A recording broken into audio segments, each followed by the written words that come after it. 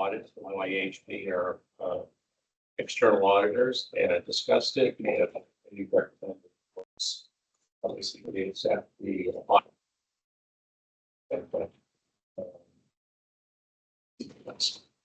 Second of all, we discussed the budget process and really a lot of discussion about focus, really capital investment and the impact of debt service on rates. So it's a good heads up from staff as to what we're going to be facing, with the details of which we will get. Like when they're really so.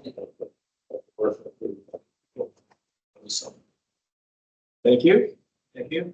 And I also want to thank all board members for attending the finance meeting. It makes things a lot easier when you're there.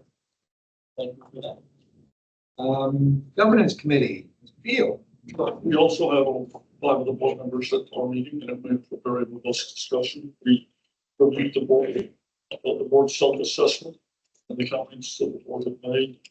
Looked at the board composition matrix, looking at those different assessments, the board demographics, and the board areas of expertise. And then we had a pretty lengthy discussion on the board community matrix and talked about why we want to engage the community and talking about ways that we can be more engaged with the community. Staff put together, you have a slide with the recommendations just to capture the action items, which really reflects a lot of our discussions there, and I appreciate staff working putting that together and planning for the next meetings. Well, I thought we had a great discussion on the what appears here is item 3 of the action items. If I could, I'd like to just kind of reinforce some of the points that were made around that item. And I actually typed up some notes. Okay, I'd like to, and I'll give them to the CEO. I think the idea of putting together an outreach plan is a great idea. And I would suggest that plan, as you work on it, have three features. Number one, and by the way, board members, jump in if I don't capture this correctly. Number one, it should identify the various stakeholder or constituency groups that interact with us. Examples of that are residential ratepayers, renters who pay AlexRenew through their landlords, participants in our assistance programs, our commercial and business customers, of course, environmental advocacy groups, city staff, and then city council. Not necessarily in that order, but just think about constituencies. Those I just named were an idea of how you might think about it, but come up with some sort of sense of different folks who interact with us who maybe we don't reach out to enough, or we don't reach out to anymore. Think about kind of how you cluster those groups based on range. Secondly, the second item, the plan should describe how AlexRenew staff and perhaps the board of directors, but certainly AlexRenew staff, interacts with each of these groups to hear their issues and concerns. So this is not what we're saying to them, but what they want to say to us. How do we hear their concerns? And then the third point of the plan, it should describe the process by which these issues and concerns of the groups are considered by AlexRenew staff and perhaps the board in developing our policies and procedures. So think in terms of large constituencies, how we hear them, and how we take their feedback to create our policies. And I will say, and I think this was a point that Ms. Hammer made, most of this work is being done by AlexRenew staff with a full-time staff on the ground. But ultimately, there'll be items that percolate up to the board for policy consideration. We have to think about how that works. Just some ideas, but I did type up my notes. Handwriting was illegible, so I'll just pass this over. As you work on your plan, have some ideas. Did I get that? Or less? As a reminder, we will be presenting our outreach plan to the board in January. I initially misspoke with the government training in December, but we had each in December, so January, Mr. Robinson, his team will be presenting on our approach to outreach. We'll make sure we touch that. I got the sense you were heading in that direction. Anything else, Mr. Beal?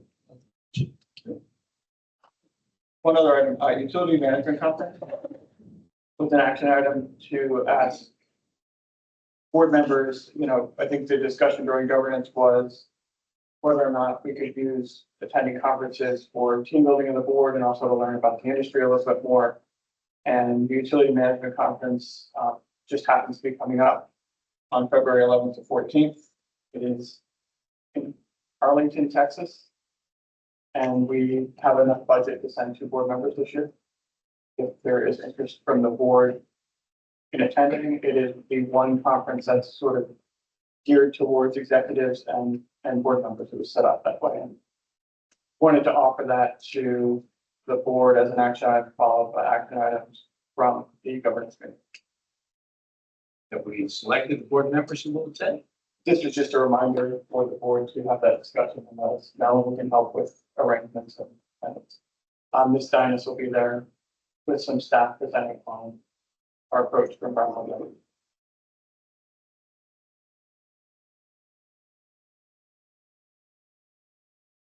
I've been to one of those conferences. I will opt myself out. I would suggest, we're lucky here on the board because we have board members who have a lot of experience in the water business. Ms. Handler, Dr. Wolf. And we have others who maybe have not that depth of experience. Just to be frank, I think Mr. Beal and Mr. Jenks, great candidates. When you see it. And so I said I agree with your suggestion because we have those I have plenty of those opportunities. So I think Arlington, Texas. I think it's something like that. The location. They're really selling it.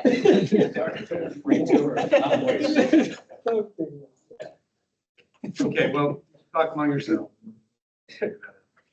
And what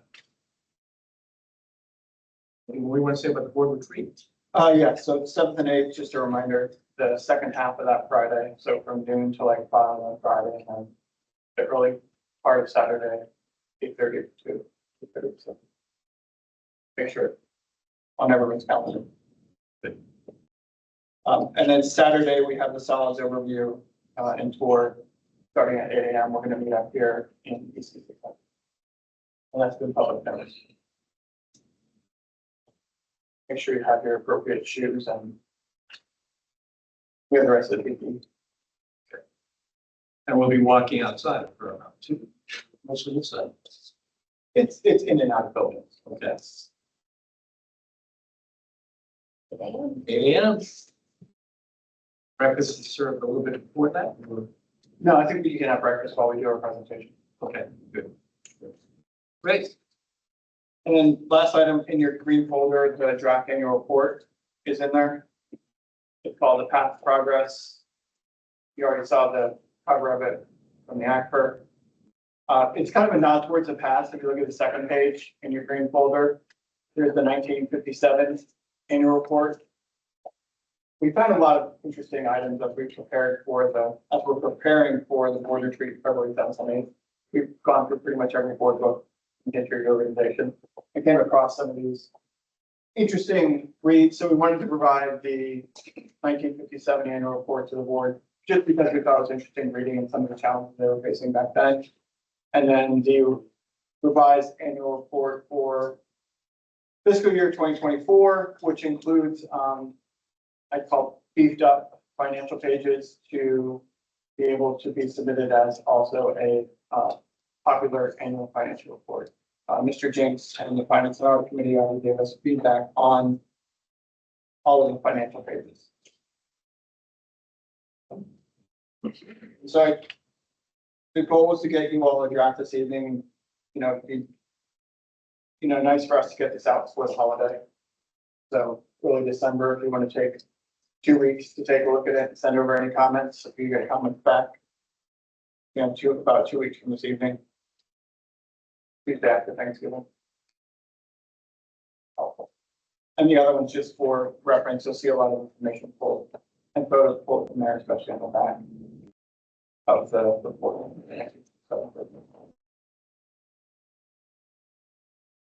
The budget's changed still. The budget has changed still on it. Yes. Lots change. I noticed one thing that is familiar. The law firm, sanitation authorities, predecessor law.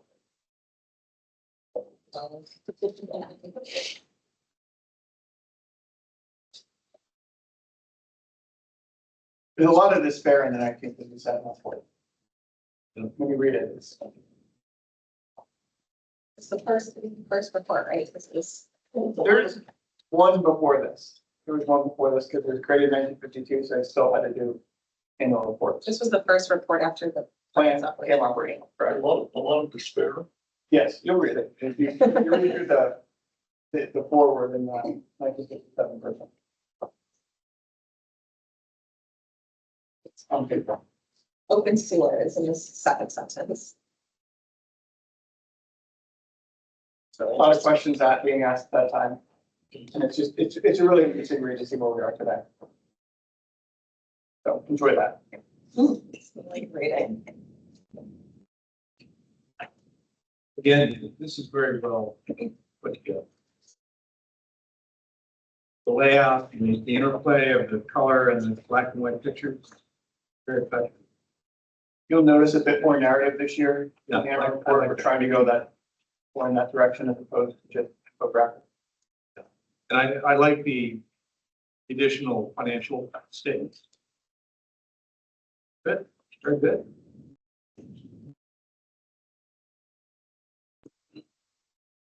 Anything else? Let's jump right into new business.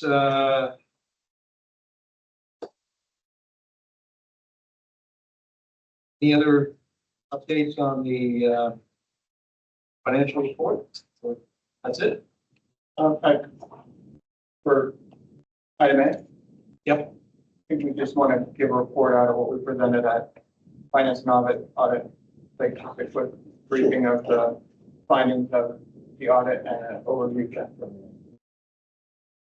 Okay, good evening, Mr. Chairman, members of the board. Last week we met and went over the FY24 audit results as well as the FY24 annual comprehensive financial report, popularly known as the AFTA. So on the audit, we had 2 audits. One on the single audit compliance, a single audit.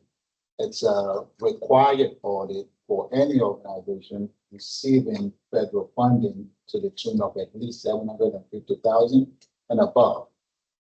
So we had that single audit going as well as our financial audit, both that we achieved a clean, unmodified opinion, which is the AlexRenew goal and any goal that any organization wants during an audit. What that means is there are no findings in how we run our business and how we've stated our financial report. Everything is in compliance based on the accepted accounting principle. GAAP rules on those. So great news for us here at AlexRenew. On the ACPA, FY24 ACPA report, so we spend, as an organization, we spend $192.1 million in total expenses, of which 145 million, approximately 75% of that accounted for capital expenses. Out of that $145 million, AlexRenew accounts for 81% of that spend. We also spend roughly 33.2 million in operating expenses. Operating expenses are like the day-to-day expense to keep our business running and flowing as well. We had roughly about 14 million in our annual debt service expenses. So these are like from loans that we've obtained over a period of time and still paying. Over the next 30 years, we have 14 million of that. So those three components makes up the 192.1 million. The 192.1 total expenditure was funded by approximately 56% of that, or 108 million of that from capital grants proceeds. These are proceeds from loans and grants. We had roughly about 36% of the funding source, which is 68.5 million from operating revenue. Our operating revenue are primarily revenue from our user rates as well as the Fairfax operating charge that we get. And the remaining 16% were from Fairfax capital contribution for joint projects towards our capital expenditure. Compared to budget, overall, from a high level standpoint, operating revenue was 2 million better than planned. Debt service was about $2.6 million lower than planned, primarily due to our lower capital spending than projected. Capital interest income was 1.6 million better than planned. Again, due to the low capital spending, as well as timing of projects being executed, we were able, the organization brought in an additional 11 million in cash reserves, which will be used towards future capital projects and funding. And yes, and this sums up the actual results for FY24 in case.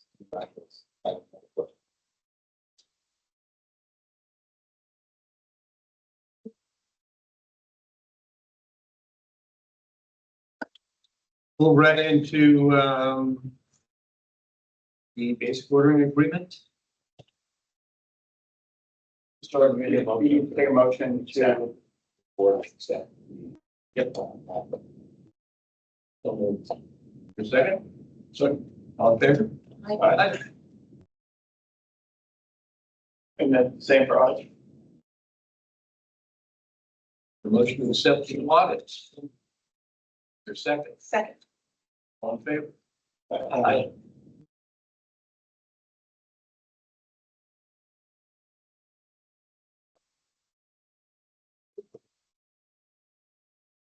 All right, moving on, Mr. Pylon will be presenting on an overview of basic ordering agreements for engineering services. This is being planned to be brought to the board, likely in the January board meeting. Unless we're a little more expeditious, then we might bring it forward in December. But right now, we're planning for the January board meeting. We have a board memo for our ongoing services under. Good evening, board members. Again, I'm Kevin Pylong, engineering manager here at AlexRenew. A couple slides for you, just to give you a background and overview of the basic ordering agreements for services here at AlexRenew. We often refer to these as the BOAs. That's the basic ordering agreement portion of the title here. Next one. So overall outline of the slides for today, we'll run through just overview of the current and upcoming construction activities, kind of get a sense for how the BOAs fit into the overall puzzle for our capital improvement planning. We'll go over the basics of what the BOA entails in terms of the agreement, the scope, and some contract details, and then a little bit further discussion on some major scope items under the BOAs that we're anticipating, and then we'll cover some next steps in terms of procurement. So this is just an aerial view again of the plant that shows really our major upcoming and current projects here at AlexRenew. We've done presentations on solids and preliminary and primary systems upgrade. A few others that we're going to be looking at are the centrate pretreatment upgrades and tertiary systems upgrades. And then we have about 20 active task orders now that are being supported by the job order contracts. So the BOAs really fit into a lot of these components and pieces, which we'll kind of lay out and explain as we move forward in the slides coming up. So AlexRenew as a whole, we're about 125 individuals here.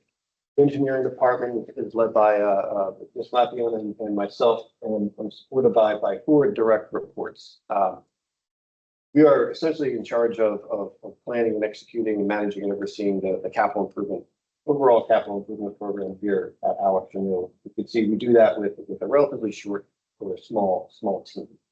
We've typically and historically relied on engineering firms or, through the BOA contracts to really support the design and the improvements and upgrades here at AlexRenew. So just to go through a couple of the major projects that our team's managing and overseeing. Starting on the left, Andy Dastar, he's an engineer too here at AlexRenew. Been here for about a little over 3 years. The bulk of his tasks here are really managing and overseeing the various job order contracts that we have, either active or planning.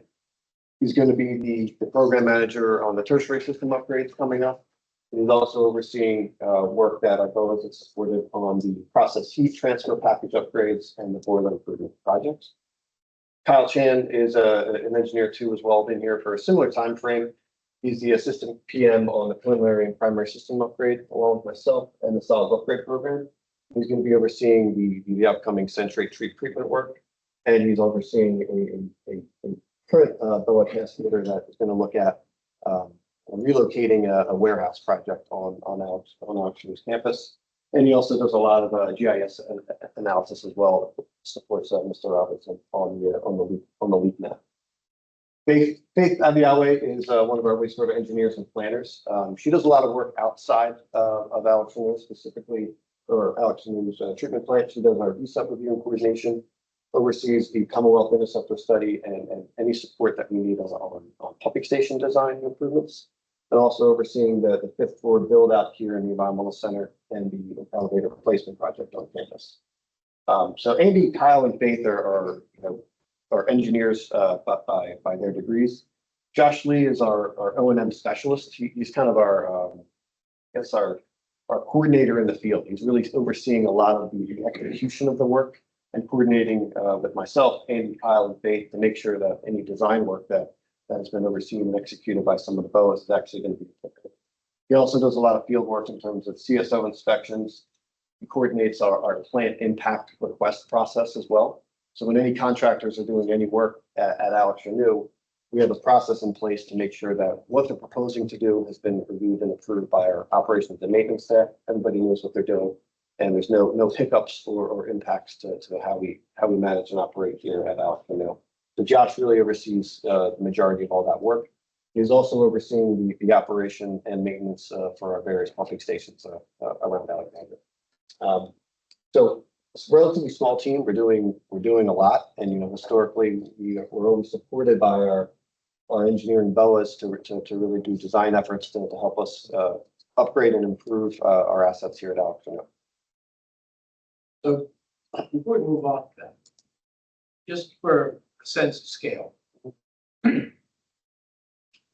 that's hundreds of millions of dollars of work, right? Correct.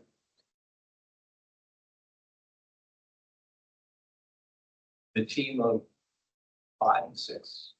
I mean, your staff underneath each of the leaders, not much. Under Andy, Kyle, Faith, no, it's just them. However, they are overseeing consultants, engineering BOAs. The CM team is going to, that we discussed last meeting, is going to be able to support us. But they're essentially overseeing a variety of different entities as consultants.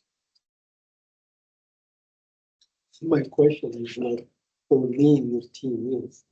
The question is, engineer 2, how many years of experience they have to oversee these concepts? Kyle, overall, here at AlexRenew, he's been about 3 years, but he's got about 10 years experience or something overall. And similar to Andy, and Faith's approaching about 5, a little less than 5 years experience.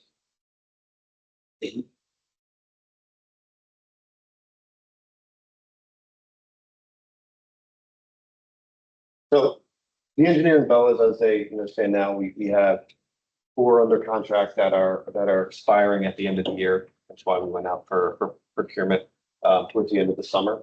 These are professional services agreements that are negotiated between AlexRenew and each of the entities. It really helps us. It helps to provide us with the design services that we need to make sure that we have things running here at AlexRenew properly. They do offer us the expertise in a wide range of areas, like the process mechanical, even site civil work, structural, electrical engineering, and they are a dedicated and on-call team of engineering firms that we rely on. This is a job or some more planned work through tertiary system upgrade for those advisor type services. It's a streamlined procurement model. Once we have them under contract, it's essentially pretty quick to get task orders executed and issued to them. So it's very valuable to us here at AlexRenew. Excellent. So we'll go into some further detail about the top three scope of services here that we're anticipating to be executed right off the bat once we bring these consulting firms under contract. But these are kind of some of the highlights and big picture task orders that we want to get executed right off the bat. OA services is similar to what we have currently under AlexRenew. Job order contract design and task order development, we'll walk through a little bit further detail of what exactly that entails and how that's been supported to date. The future capacity assessment for the WRF, this is to fulfill our service agreement commitments to the city for potentially expanding the plant from 54 to 58 MGD. And then a series of another planning and support initiatives from electrical and HVAC upgrades on the plant as a whole, environmental justice implementation, and then environmental sustainability and implementation support to fulfill a board goal. We're also looking at the BOAs to help us with our overall capital improvement program planning, reporting, and then to do a climate change study for us. So these are just the highlights, the kind of the big picture or larger task orders. There's often other professional services that we come up with just on our day-to-day and weekly operation here at AlexRenew, where we rely on those engineering BOAs to provide support to AlexRenew. So the details of the contract itself are laid out here. These are similar to the contracts that we have in place now. We do all of these in accordance with EPA requirements, the details of which are laid out here on the slide. Limits for a single project, $2.5 million, $10 million per year. And we're looking at a 1-year contract with 3 additional years. So a total of 4 years starting in January of 2025.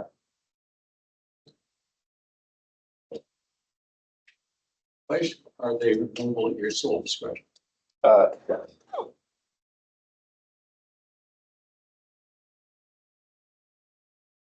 The next few slides walk through some of those higher level task orders that we're considering right off the bat for the BOAs. So the owner's advisor services and scope for tertiary system upgrade project is shown here. Again, owner's advisor is just like we're doing on AlexRenew, anticipating doing a similar setup here for the tertiary system upgrade project, primarily due to the size of the engineering department versus the scope of this project, along with everything else that we have going on here at AlexRenew. So the OA team it is essentially going to be the owner's agent and overseeing the tertiary system upgrade project. And that's a progressive design build delivery method. And it's a collaborative approach, similar to what we're doing with CMAR for PPSU and solids. So the OA is really going to be overseeing that design builder entity and the construction management team entity as well. The major phases of work for progressive design build project delivery that they're going to help us with will be the procurement phase. So overseeing the process, walking through an RFQ type phase, developing those documents, managing that process, participating in proprietary meetings, and providing our any technical advice and input that we need to make sure that first phase of getting a design builder under contract runs smoothly. The next is the pre-construction and design phase. And once we have the design builder in place, making sure that they're evaluating, reviewing the design builder's designs, cost, and schedule, and then doing any coordination efforts as well, and overseeing the construction management team at that time. The construction phase services here, and the CM is going to take a bit more of an active role during this time. But the OA is leading the effort in terms of submittal reviews and overseeing any change management support that is needed for the CM team, and then overseeing both the design builder and construction management. Okay. So next big task for the BOA that has actually proved be pretty valuable under the current BOA contract and the current job order contract, which was executed in the summer of 2023. So job order contracts are very, the job order contract program is extremely valuable at AlexRenew. It really helps us tackle and address, immediate fixes that we have on the plant. So, a valve or an actuator or, pipe breaks, we can immediately call a job order contract and get that fixed. Some of our other work that we identified on plant does require some further engineering support and design needed. So a couple examples of projects that we've actually completed designs on and are nearing completion of work include gravity thickener sludge pump replacements, which is shown in the top photo here. We did some valve modifications to the four model pumping stations to improve how that pump station operates during wet weather events. And then some additional improvements to our chlorine injector or sodium hypochlorite system repairs shown at the bottom left-hand corner. And then improvements to our digester flare system and methanol system improvements as well. So the engineering BOA has really helped support to make sure that our job order contract is able to be executed with proper designs and kind of thought and kind of overall, I guess, improved designs that help make sure that we're running efficiently here. Okay, so next slide, this is kind of switching gears a little bit. We'll spend a little bit more time reviewing this. So this gets back to overall service agreement with the city of Alexandria. It's the expansion of potential expansion of the capacity of the treatment plant from 54 MGD to 58 MGD. There was a task order under a previous BOA in 2016 that was issued that looked at a variety of options that we would need to improve and undertake here at AlexRenew to accommodate that potential additional 4 MGD of flow. So on the right-hand side of the screen, centric pretreatment, primary selling tank upgrades, and the PRB upgrades, the blower upgrades. These are improvements that we're already looking at doing here at AlexRenew, specifically centrate pretreatment. So this planned work is going to be starting early next year, about 18 months to get concluded. We're also looking at doing some additional chemically enhanced primary treatment in the primary settling tanks. This will essentially allow us to improve settleability within the settling tank system, and then increasing aeration and making additional blower capacity upgrades to the PRBs. So these four are essentially going to be part of our upcoming CIP program. And sorry, What's the BRB? that's the biological reactor basin. So there's 6 of those. They're essentially used to help ensure the environment that we need for nutrient removal within their BRBs are maximized. Yeah. Fancy name for stuff. So these are the planned projects and upgrades that we're going to move forward with. On the left-hand side, where we have A, B, and C, these are potential additional options that we want to have the new BOA take a look at to evaluate in conjunction with these other planned upgrades to see what makes sense. Looking at from a standpoint of is from an operational ability, a footprint ability, is this going to set us up for success in the future? So a few of those options would be filter upgrades. So in the tertiary system upgrade project, possibly replacing that media with a denitrification media. While one thing I forgot to mention, while we are increasing the capacity from 54 to 58 MGD, our load allocations are going to stay the same. So our permit limits are going to slightly decrease. That sets us up for challenges for removal of nitrogen and phosphorus in the plant. So it's looking up additional options and technologies that really sets us up for success. So that's they're the big task orders that we're going to have the BOA explore for us during the next term here. You mentioned the 4 MGD increase 2014. Determined, I don't think that's right. Is the city looked at all the factors that went into that and reassessed that that's still 4 million for MGD is still what's needed, or is that at all? I think we could, we met with the city, Mr. James, to kind of go through some of these alternatives to get the additional nutrient removal necessary. The city's been looking at this as part of the sanitary sewer master plan year in, year out, but we didn't have any initial feedback from the city that 4 MGD wasn't sufficient enough for the expansion necessary. That's something they're looking at as well. after our meeting, back in August, September timeframe. So it's something I'm looking at. I don't know if Aaron's on the phone, she could chime in. Yeah, she's here. She Can you is, hear me? yeah. So I think, what was recommended in the master plan was an additional need for 4 MGD.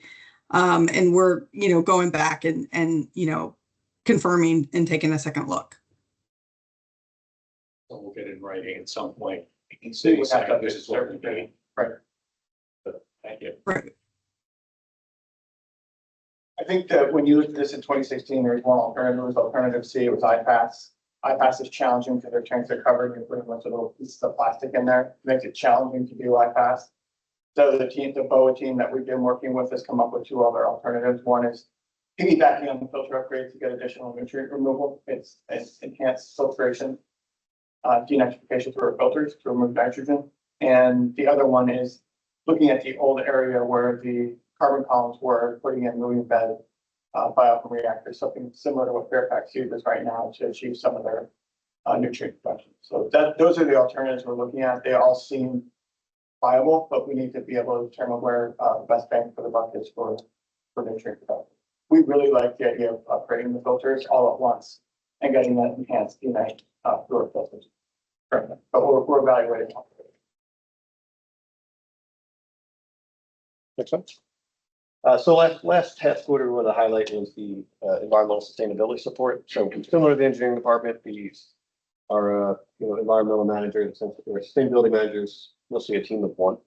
So we wanted to get additional support from our engineering BOAs on this board goal, essentially to roll out here at AlexRenew. We are under the procurement now with the engineering BOAs, and one of the items that we did identify was a sustainability lead as a key personnel. So we wanted to get expertise from the industry as a whole and help bring that to AlexRenew to really stand up this program in terms of integrating sustainability into our infrastructure here and our operational rollout, and ultimately strive toward our net carbon zero operations. So it's pretty exciting that we'll have this as part of our engineering BOA and help bring AlexRenew into the future in terms of sustainability support here. Question, what do you do or plan on doing in regards to when we get the engineered plans? This is how it's proposed to upgrade, to look at those to make sure that we're getting the most environmental sustainability out of whatever they've done. I mean, I think we'll get their plans in, and then our sustainability manager will take a look at those and work in concert together to make sure it's hitting our overall objectives and tasks here. So it'll be we'll rely on our in-house expertise to ensure that gets rolled out properly. I think to streamline that process, Mr. Jenks, one thing we're doing is we're creating a lot of organizations have typical design standards that they would have for doing work for that organization. We're creating a sustainability standard. We're approaching each project through a sustainable lens. So we'll have sustainability standards that all of the designers will follow. And then we're also going to have standard specifications for our contractors as well to follow, whether the project be either a LEED certification or Envision. There'll be sustainability requirements also included in the construction contracts by template, by design, cookie cutter ready to go off the shelf that our engineering teams can edit to enhance when they go out for construction. So you'll see some of that work early on in front to be able to establish that foundation to kind of move forward and support those board strategic objectives. So final slide here just lays out the overall procurement timeline for the new engineering BOAs. So we issued the RFP documents on August 13th. We had proposals come in on October 1st. We're currently evaluating those proposals as an organization. We plan in late 2020 or late November to enter into negotiations with those selected respondents, and then come to the board meeting in December for overall approval of the selected firms, and then issue notice to proceed in January 2025.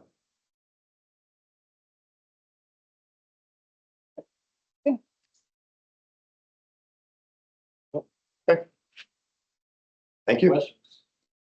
Rob? Questions? No, we're good. Good. Thank you, everyone. Thank you. More to come. Is that right?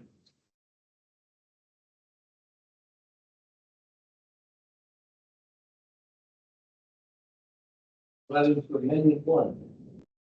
Yes, so item C, tab 5. We have our first construction amendment for the solids upgrade program. You remember over the last few months, we've been presenting on the various amendments to the guaranteed maximum price for the solids upgrade program. This is the first amendment. The board had previously approved the pre-construction phase at the tune of around $500,000. This is amendment 1 to proceed with some construction work. Includes the demolition of the lime silo in building L, which you'll all see on Saturday. And then the majority of the rest of this work is setting up contract drillers for the contractor to work out of and procuring equipment necessary for the upgrade. The highlight of this, and I mentioned it at the previous meeting, is that our engineer's estimate was around $15 million. The amendment 1 came in just under $6 million. So we're seeing a $10 million shift in our first amendment. Hopefully that story continues as we continue to price out the job. But this is, again, it goes back to the open book pricing model of CMAR, where we're sitting there with the contractor reviewing their proposals, their costs, their cut sheet, the details they're getting from the procurement. You mentioned the walkthrough we're going to do on Saturday. Will you be able to point out each of the elements there at the bottom of page 2 that we'll be looking at? Yes, it's already structured in a nice presentation to get everybody oriented, and then we'll go out and we'll be looking at TSAT. We'll be looking at the electrical equipment in gravity thickeners, and where we do need to perform some piloting. We can't open the tanks, that's unfortunately, because the top of the tanks at the bottom of the building. You don't need to open the tanks for us. The gravity thickener room will be enough for everyone. I want to see the line tower, actually. The tower and building out, so it's used for biosolids. Decommissioned out. Any questions on the memo? Mr. Chair, last meeting, we started adding the dollar amounts to. And whether we should do that here, so not, I think the language was the last time was not to exceed, just basically not to exceed the amount of.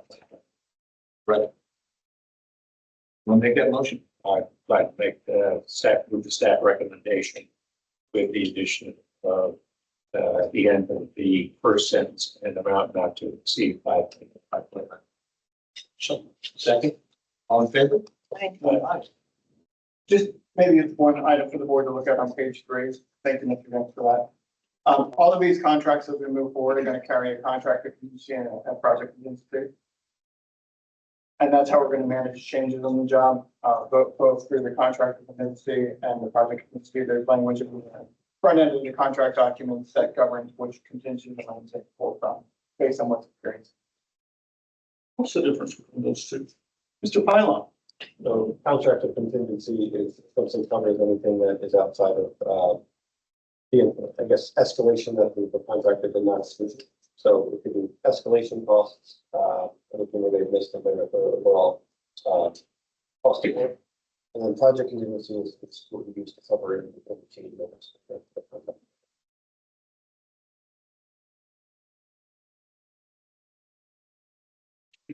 Moving right along, contract 25002 for construction management service. Yeah, so last month we presented on construction management services and how the construction manager is going to help us implement 5 major programs we have at the plant over the next decade. We have the solid upgrade programs, preliminary primary upgrade project, tertiary system, century pretreatment, and the job order contract. The construction manager will have a role in the majority of those projects and will be acting as the resident engineer as well for the tertiary systems and century pretreatment projects. So what we did with the memo this year is the way we've set up all of our professional services contract outside of the basic ordering agreements is we do a year-to-year budget. The total budget anticipated for this work through fiscal year 2032 is $35 million. And the work that we're asking the board to approve this evening through June 30th, 2025 is just under 2.5 million.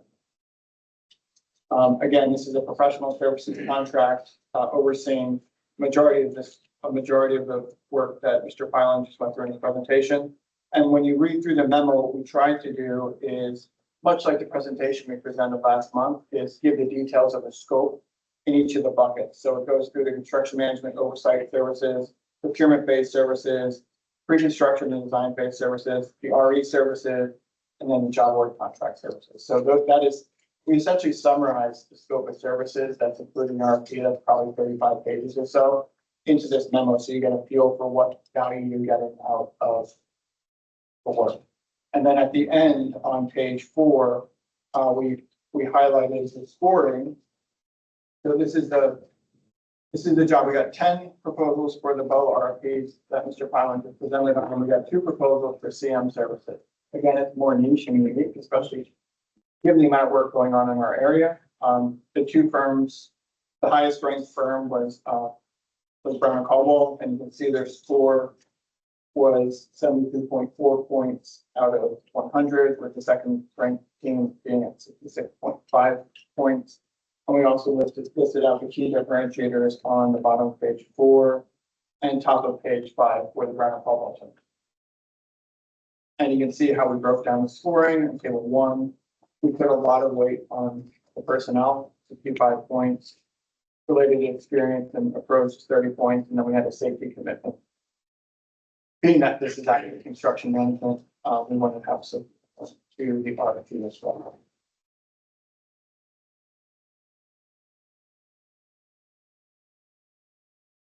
Just say a few words about the RE&I services now. What I understand is Brown & Caldwell does the RE&I for tertiary and the centric. Yep. But not the other. No, so What's the reasoning there? Why is that the case? So the solids upgrade program and the preliminary and primary systems upgrade project, we're both here to be a CMAR, construction manager at risk. But we already had designers under contract for all of that work. On solids upgrade program, it's Stantec, and then PPSU, it's GHD. We made a decision as the organization that for big design programs like this, it's best to keep the resident engineering inspection with the design. So the RE for solids and preliminary primary will be the designer, so Stantec and GHD for those 2 projects. Our construction management firm, through this contract with Brown & Caldwell, will provide oversight, umbrella over all of that work. And we did not have designer yet for tertiary. It will not be your design builder doing the RE work, because your design is working with your contractor and the design build the tertiary, so that we needed an RE for. And it made sense to include it in this procurement with overall construction management. So You make sure I got it. So Brown & Caldwell will do oversight of all RE&I for all of this. correct. And then they'll provide RE&I for 2 projects, For these 2 projects. tertiary and century. And all the job work contract. What is oversight of RE&I? So we put some of those scope items in the memo to make sure it was captured, and, we did focus to make sure that the board did understand the difference between the day-to-day resident engineering inspection versus oversight. I'll try and summarize it in 1 second. The RE team, the RE&I team is in the field inspecting your work. Right. Your construction management team is providing oversight and standards for that work to occur. Simplistic way of looking at it. RE&I really serves and represents the whole. Both do. But the RE&I is the one in the field that looking at Does it? Yeah. looking at concrete tests, looking at, field logs, inspecting for safety. things like that. So the oversight is making sure that the RENI team is doing what they're supposed to do. And coordinated across this tiny plan, coordinated across all these projects. And setting up a framework for how the REIs will put together payouts and how things will come up through the owner. I think one of the biggest things we're doing with construction management oversight is setting up a construction management information system. We're going to use a program to manage all of our submittals across all of the jobs that's going to be managed by the construction manager. Brian Palmer. And just to make a parallel to River. Who is performing the REI EPC consultants, as a sub to Brown Cole? no, separately procured, correct. Brown and Caldwell performing CM oversight, construction management oversight. And they have for all of the work associated with Renewal 108, 2016, remember that job? Yep. Building J and security project. So you go back to Mr. Pylon's slide, we don't have a construction manager or organization. Right, I understand.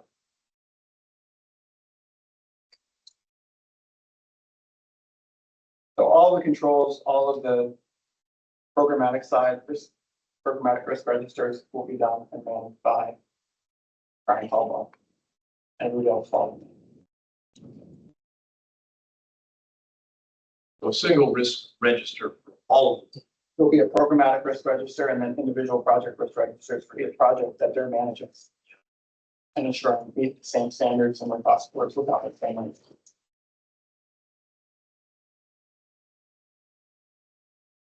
Live going on.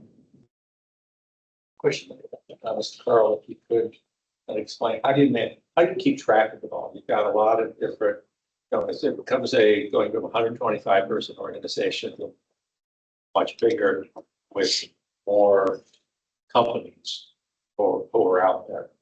So how do you manage and deal with, make sure things are going right and deal with issues with the A lot of, one, I think we work hard to select the best qualified firms and try to get the best qualified firms to support the organization. And then a lot of the engineers' day-to-day work is administrative. It is overseeing contracts. It is overseeing payout. It's reviewing payouts. Mr. Pylon's team, Ms. Blackion's team will review payouts before they get kicked over to our finance department with Mr. Ackerman's team. So there's a lot of oversight. A lot of our day-to-day on the organization side is administrative, and it's managing these contracts.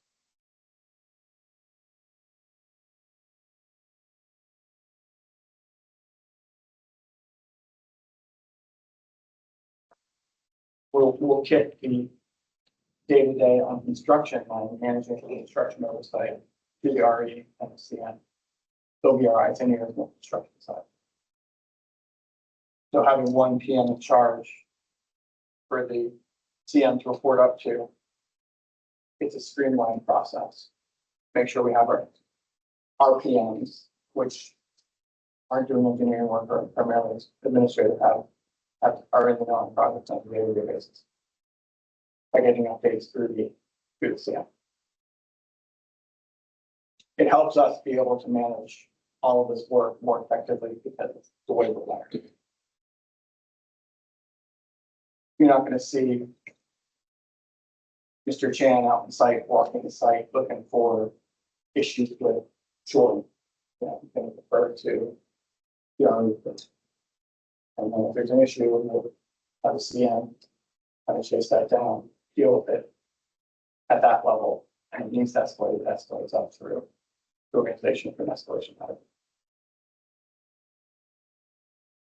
So field engineering, manager, chief, CEO.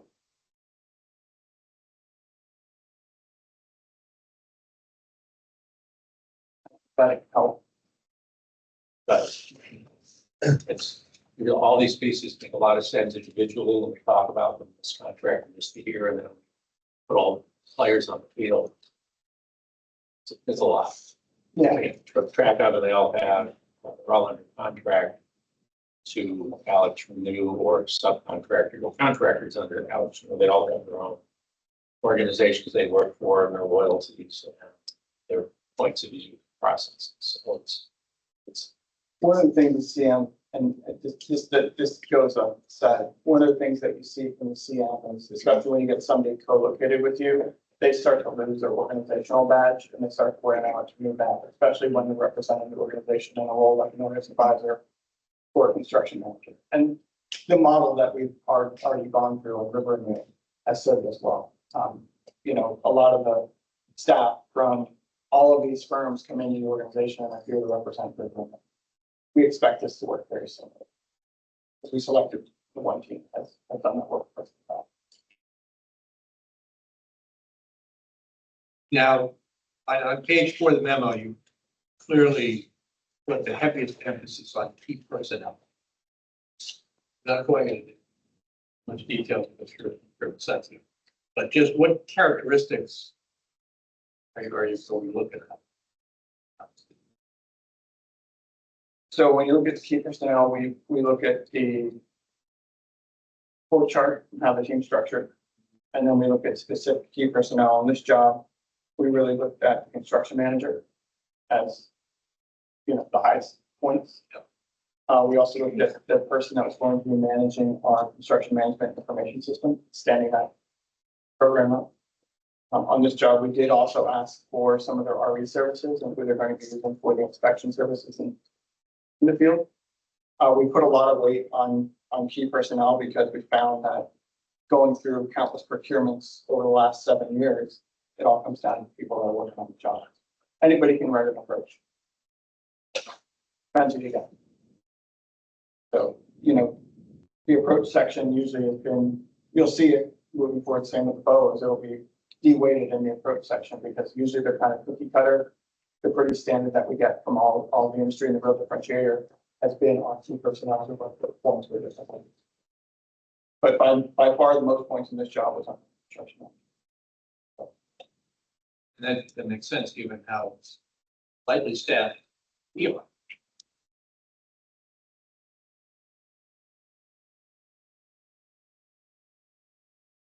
I think that thing to slow down after.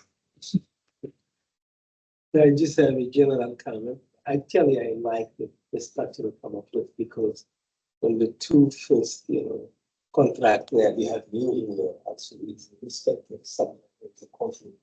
Once you have the seal couple, I think that's. Is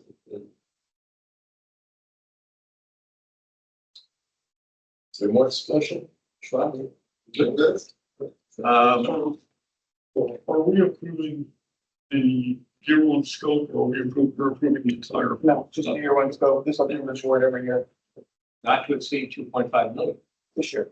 Yes, for the period January 1st, December 1st to June 30th. That made a motion. December first, because we told. December 1st, 24 to June 30th, 25. Not to exceed 2.5 million. I move the approval of the contract. Not to exceed 2.5 million. Second?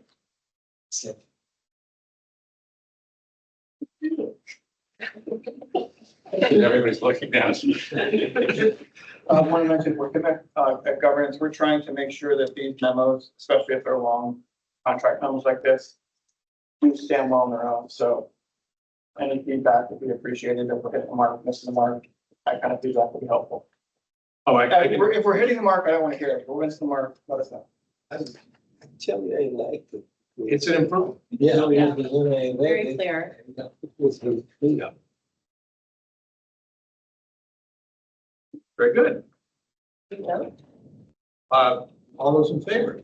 Hi. We just got really distracted. Dr. wanted to say.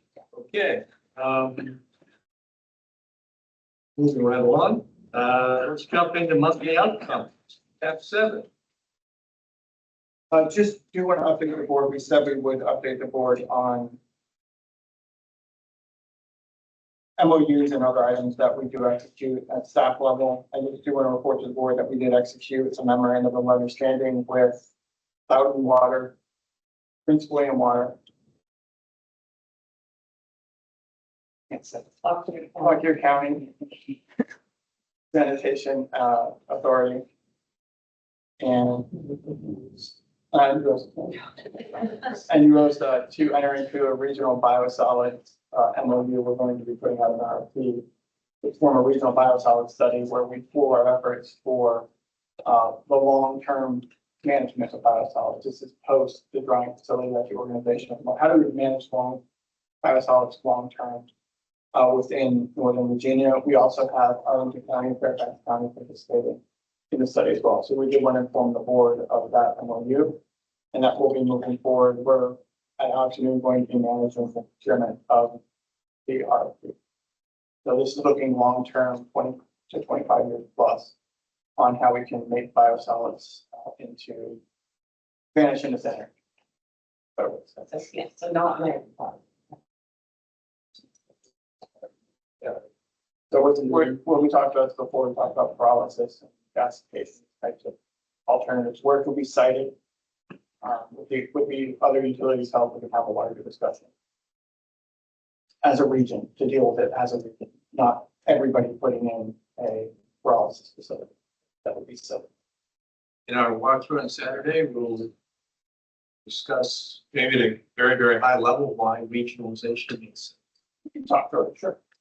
For that long-term piece, Yeah. And I understand the solution isn't even out there. Right. We know it's going to be expensive to them.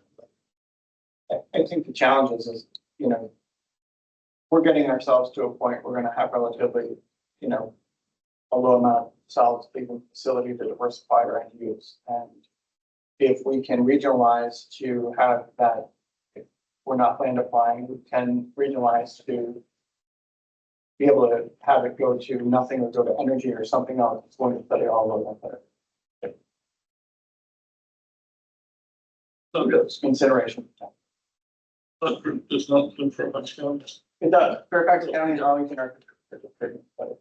We did the MOU as with the authorities. It's just more efficient to kind of, we've already been meeting as a group to be able to execute the MOU. So Fairfax will be involved at the next time.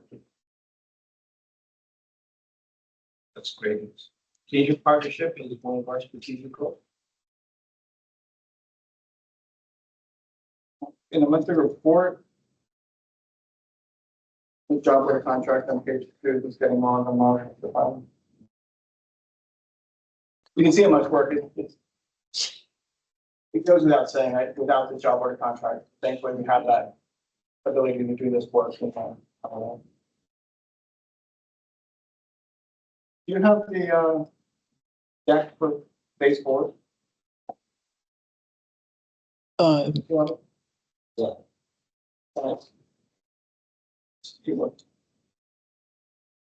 So all the programs we just talked about, talking about the tertiary project, the PCSC project, the CPC project, college project, it's a lot to get to kind of talk about. I think a lot to explain to the average customer or our staff. So what we have created is on page 2, 1.4, is we created a branding for that umbrella of projects called phase 4. Again, we're being a bit nostalgic. It's the next phase in the organization, kind of a big phase. If you look at all of the different upgrades that have happened at AlexRenew, and it's not in the future.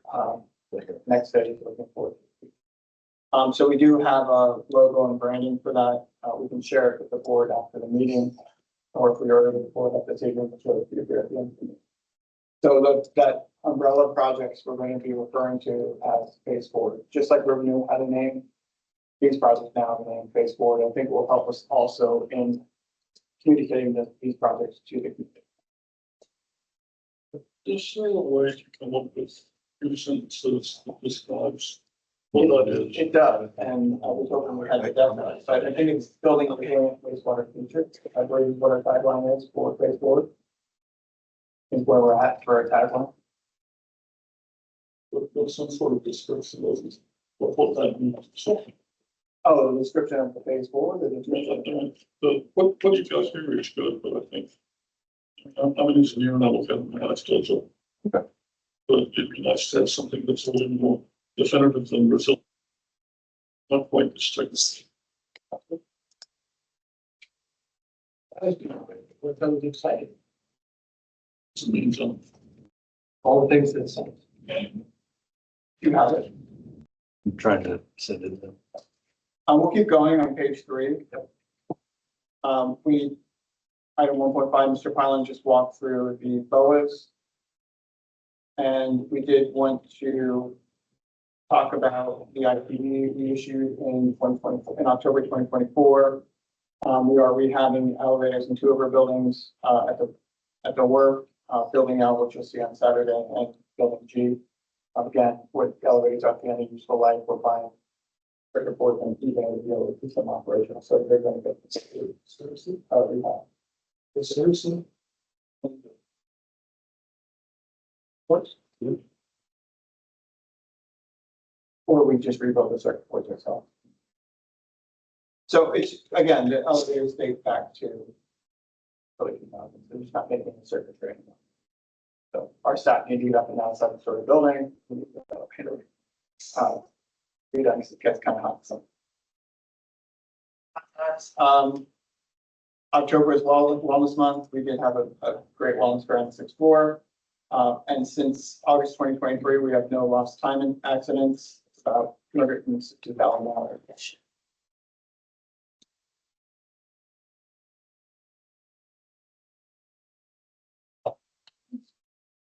Moving over to page 4, we've got our budget summary. I think one thing to note at this point in the year in table 5.1 is we are tracking much more closely with our wastewater treatment charge than we have in years past. Because we made sure that we accounted for that lower use during COVID, but that those assumptions were carried forward this year for the first time in our budget, and I believe 3 years.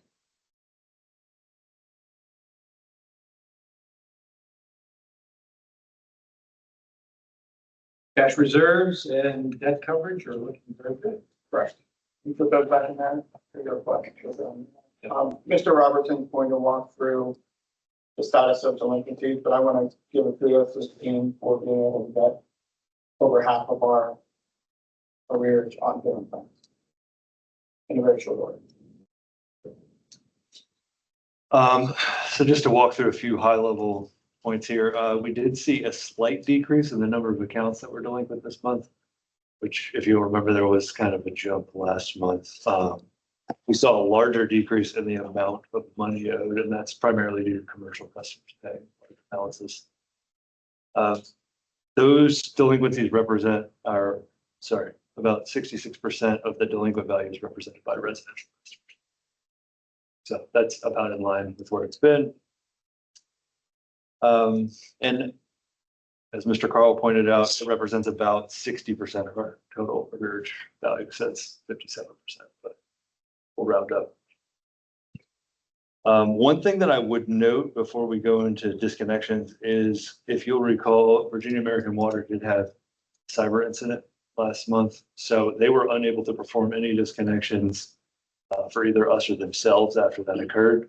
So while we're rolling out disconnections very gradually anyways, it was slow last month. We only disconnected 19 customers, which is very slow for most utilities, especially for us.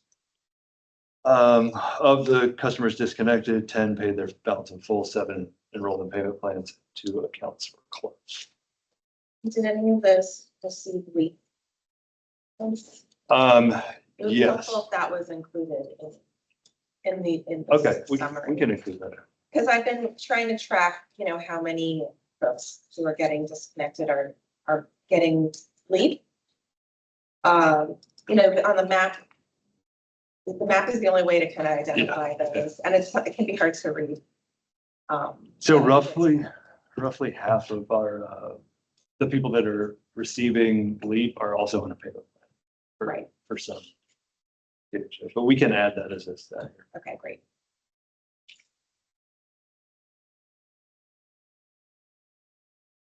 And maybe at this point, do some work for the town of Leesburg and with that, like I said, we talked about is they and Cloud and Water created a program very similar to our LEAP program, and their use of it is very simple. Yeah. They put up money and most of it's just simple. And I previously worked for another utility. We had an assistance program. I tried as well.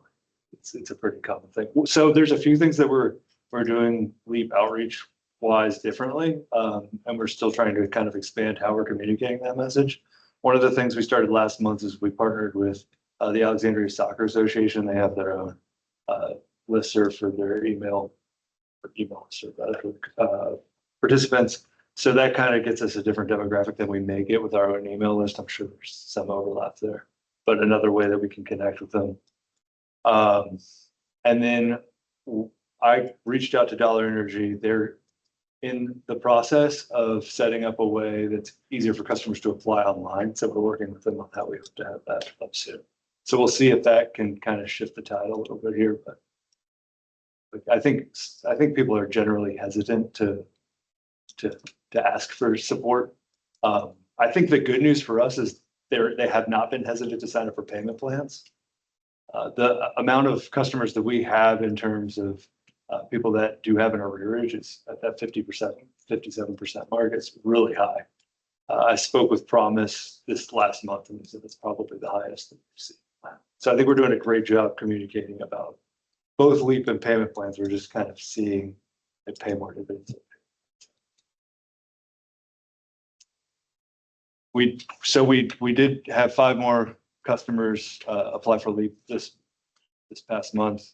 We weren't doing disconnections, and a lot of times disconnections help drive LEAP signups. So that played a part, but 5 isn't terrible for the trend that we're seeing. At least we're being somewhat consistent. Outside of that, we're not seeing.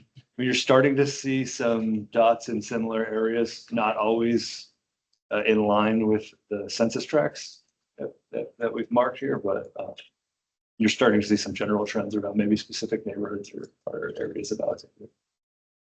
And that's something that's at least beneficial for us from a communication standpoint, because now we have an area that we know we can kind of target with outreach.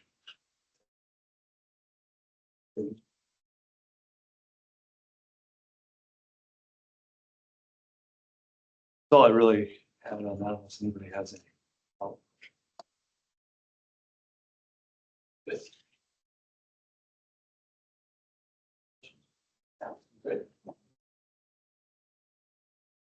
Okay, I think we're getting it. One of the other items that came up at governance is, the next month, we will be updating the monthly report with, bills that we're tracking as an organization for the General Assembly session. Just wanted to kind of give a quick rundown of where we're at.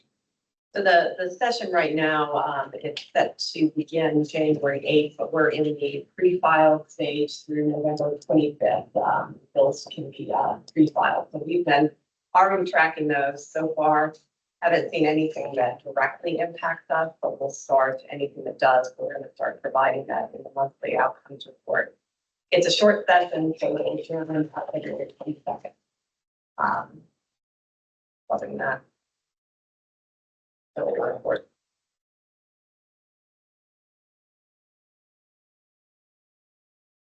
And then on the screen, we do have the phase board branding option. You said what? Wait patiently for Mr. Robertson's. There you go. There you can see the branding of the phase board. It's So what? And one more. Again, the way we're explaining this to staff is phase board of this umbrella of projects. And we will work on a 2-sentence sort of summary of phase board. To add on to Mr. Beal's comment, I think that 2-sentence description has to convey the why.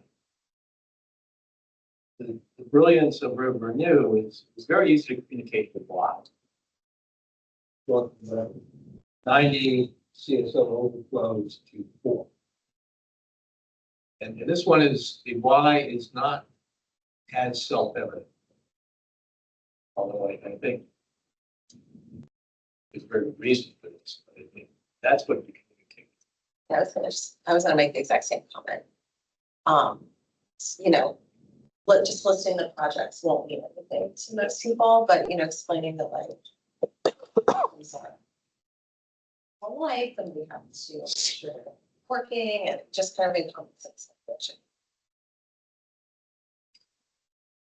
Somebody who lives in this area drinks the water, or swims in the Potomac, what is this doing for that person? Or is it, what is asked of you? Yeah, we don't need an answer now, but that's the. I almost bet. I almost bet.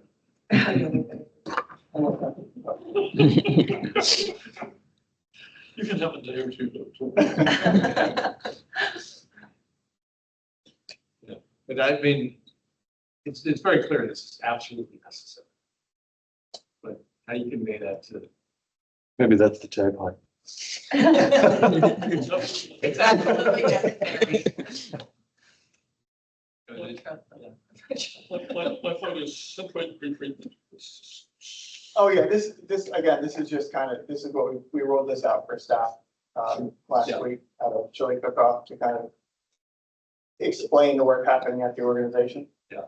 And, you know, they're excited that they're gonna see contractors, a lot of contractors on site. It helps to brand the contractor program. If that's what they're gonna say, no, they're supposed to be on site. There's a whole training session around baseball to get staff. So just what you're seeing up here with what we rolled out at the Alton meeting last week. But yes, we hear it for the community focus. We thought after our tour on Saturday, we'd have some new insight, maybe idea. This is a harder thing to brand, actually. It's absolutely necessary. You can make t-shirts that say that. Moving right to the, I appreciate the format of this, that you've got this, strategic goals.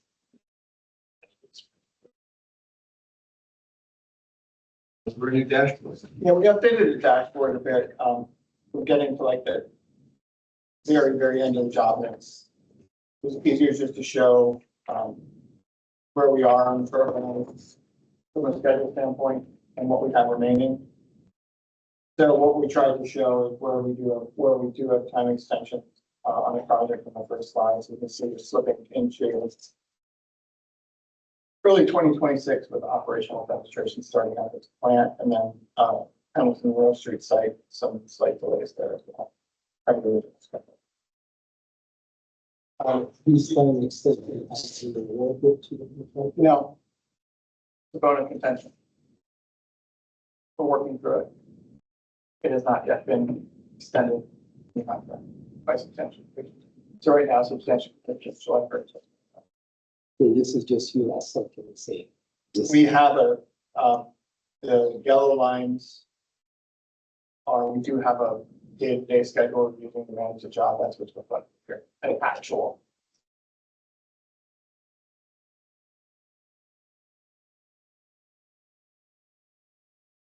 Mr. Carr, you used the word substantial completion.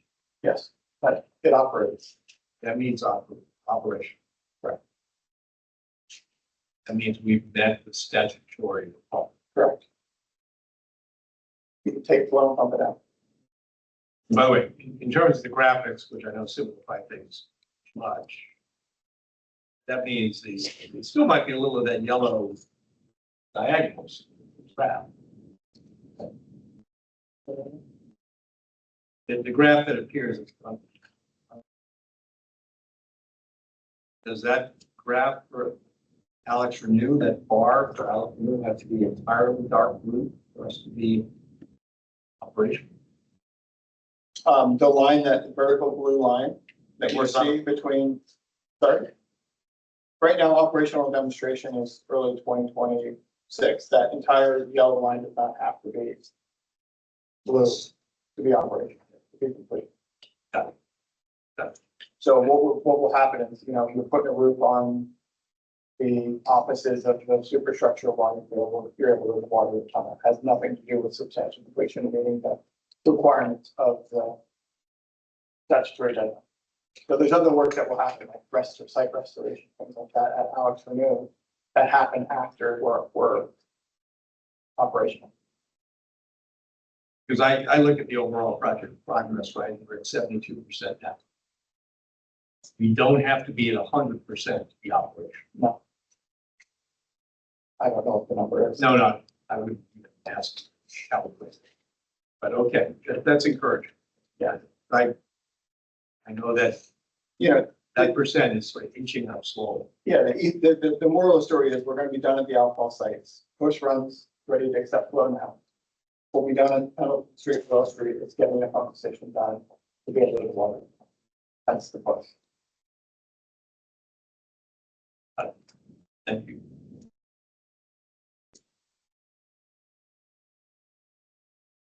So on page 3, you can see where we're planned and where we are. It's really exciting to see the picture on the top right of page 2 and the bottom right, I'm sorry, top right of page 3 and the bottom right of page 3, as well as the bottom left of page 3. We're up out of the ground, we're doing stuff up there. Really exciting. When you walk through the plant on Saturday, you'll see instead of this dirt side of the plant, it's a big concrete pad with columns going up to support the building.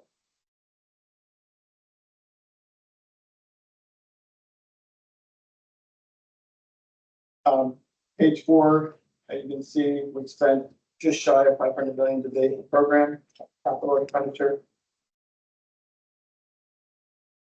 And then page 6, a couple important community meetings. Tomorrow night, we have our final council board work group meeting.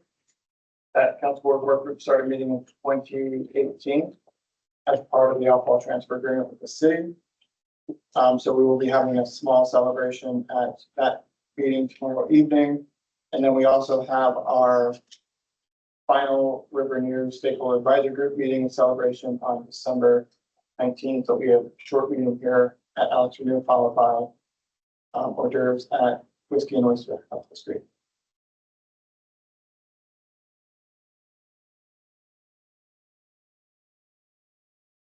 And then on the back side, as we come up out of the ground floor structure, we had staff in Sweden testing. You can see Isabella next to one of our tunnel watering pumps, standing there with her hand on it, how large the pumps are that will be dewatering the tunnel and providing operations for pumping down for Scrum interceptor. So we went over the factory testing to make sure everything was in order, and those will be shipped from Sweden if they haven't been shipped already.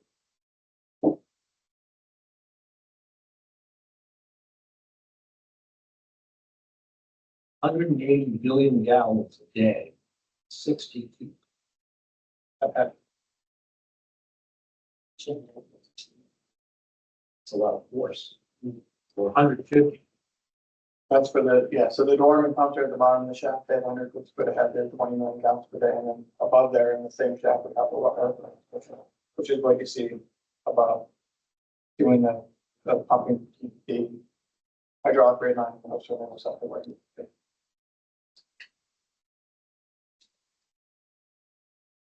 The picture on the right is a 45, 90 degree picture of the same Yes, one. correct. They're pretty restrictive what you could take pictures of from through there.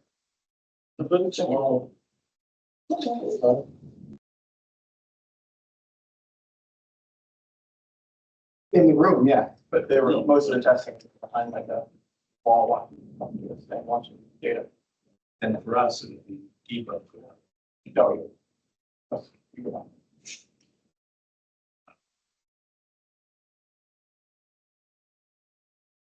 Any other discussion from the board?